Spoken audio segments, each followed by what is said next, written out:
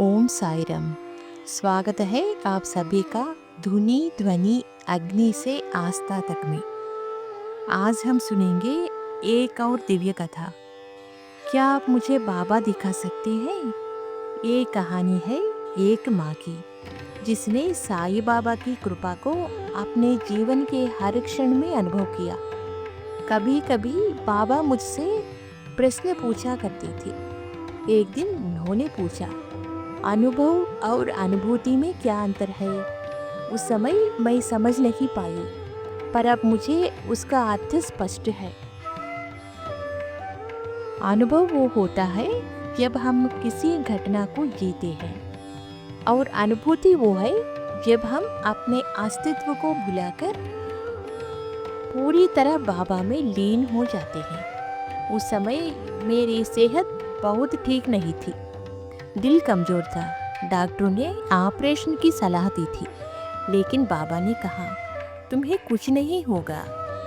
कई बार जब मैं लेटी रहती तो अचानक एक ऐसा लगता जैसा कोई झटका लगा हो, जैसे कोई शक्ति मुझे ऊपर उठा रही हो।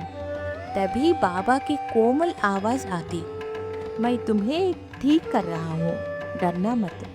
पहले मुझे संदेह हुआ, क्या मैंने कुछ देखा या डर के मारे महसूस किया, पर नहीं, बाबा सचमुच मुझे ठीक कर रहे थे।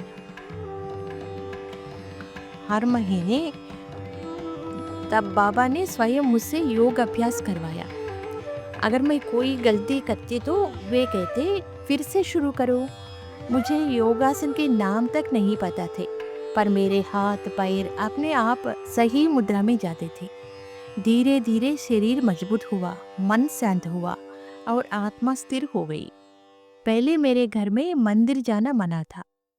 मैं बाबा से कहती, मैं अपने माँ बाप के घर जा रही हूँ। पहले मेरे घर में मंदिर जाने की अनुमति नहीं थी। मैं बहाने से कहती मैं अपने माँ बाप के घर जा रही हूँ, और मंदिर चली जाती। बाबा ने एक दिन कहा, तुम क्यों डरती हो? मैं स्वयं तुम्हारे घर आऊँगा। तब से बाबा मेरे घर में ही रहने लगे। अब भी जब साईं सच्चरित्र पढ़ती हूँ, हर कहानी में मुझे अपना ही अनुभव दिखाई देते हैं। उनसे मैंने जीवन के बहुत से पाठ सीखे हैं। बेंगलुरु से जब मैं हैदराबाद आई तो बाबा की कई तस्वीर साथ लाई। बाबा की वही तस्वीर साथ लाई, उसे छोड़ नहीं पाई। और हैदराबाद के आने के बाद बाबा ने अनेक लीलाएं दिखाई। एक दिन एक व्यक्ति आया और बोला, क्या आप मुझे बाबा दिखा सकती हैं? मैंने कहा, आप मुझसे चुनौती ले रहे हैं, पर मैं इतनी बड़ी भक्त नहीं। अगर बाबा चाहेंगे तो आप स्वयं उन्हें देख पाएंगे। वे व्यक्ति श्री सीताराम राव गुरु थे, एक अवधूत समान महात्मा। वे बार बार हमारे घर आने लगे। हर बार कहते, आज बाबा की ओर से कुछ मिलेगा, और बोले, जो देखना चाहते हैं उनका भाग्य होता तो बाबा उन्हें दिखेंगे। एक दिन आरती के समय एक तेज रोशनी टार्च की तरह कमरे में फैली और मेरे भीतर समा गई। तभी हर जगह विभूति बरसने लगी। मैं रोज 4 बार आरती करती थी। एक दिन बाबा के चरणों में मल्लिका, जास्मिन के फूल अर्पित किए।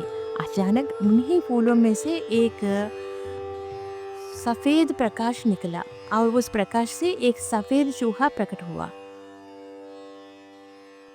वह धीरे धीरे बाबा को अर्पित दूध के कटोरे तक गया, सिर झुकाकर दूध पिया, फिर दोनों हाथों से सीधा खड़ा होकर सभी को देखने लगा, और फिर क्षण भर में अदृश्य हो गया। एक अवर्णनीय अनुभव था। कुछ दिनों बाद मैं दिल्ली गई अपने बेटे प्रसाद के पास। वहाँ भी बाबा ने कई लीलाएं दिखाई। आरती के समय हम कमरा बंद करते थे, सब कुछ साफ कर रखते थे, फिर भी सुबह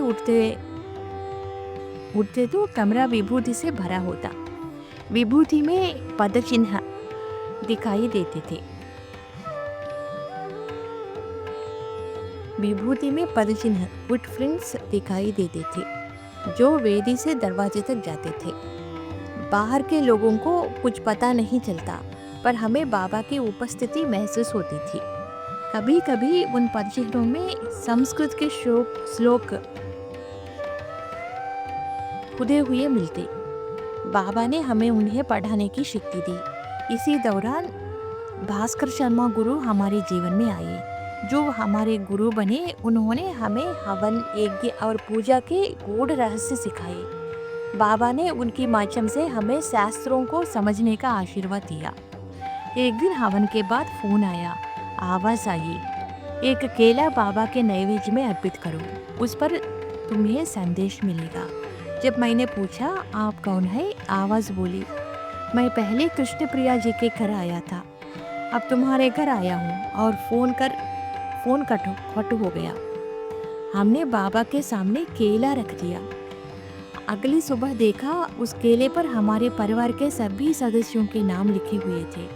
हमें असीम आनंद हुआ। तभी बाबा की आवाज़ सुनाई दी, ये तो बस शुरुआत है, अभी बहुत कुछ होना बाकी है।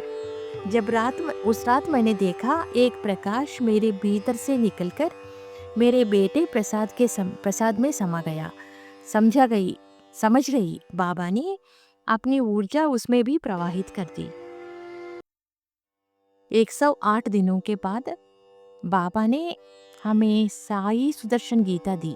हर रात आरती के बाद केले पर शब्द उभर आते, जैसे किसी स्क्रीन पर लिखे हो। वह 6 भाषाओं में आते थे।